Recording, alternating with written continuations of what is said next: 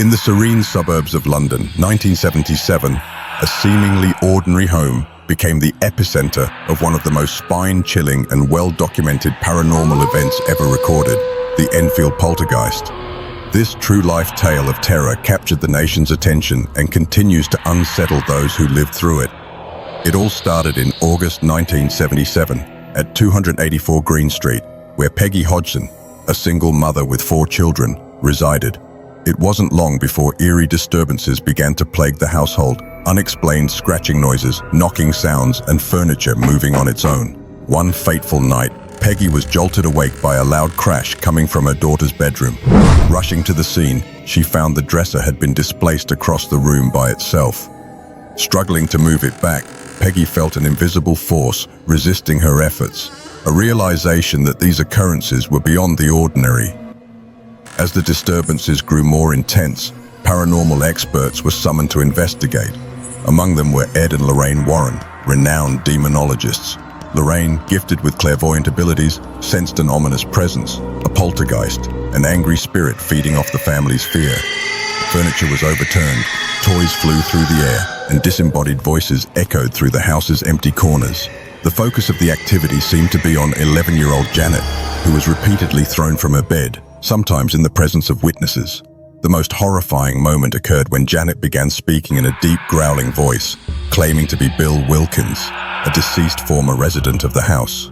Despite her young age, Janet could speak for hours in this menacing voice, recounting details about Bill's life that seemed impossible for her to know. Investigators managed to capture one such instance on tape, where Bill's voice ominously declared, "I died in that chair."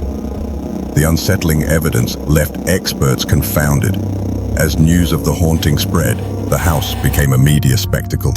Reporters, photographers, and skeptics flocked to witness the phenomenon firsthand, though many left convinced that something supernatural was at play. The poltergeist's activity escalated. Objects flew with greater force, walls trembled, and Janet's body contorted in unnatural ways, often levitating as though caught in an invisible storm. The Hodgson family lived in a state of constant dread, and despite seeking help from various priests, the malevolent force showed no sign of retreating.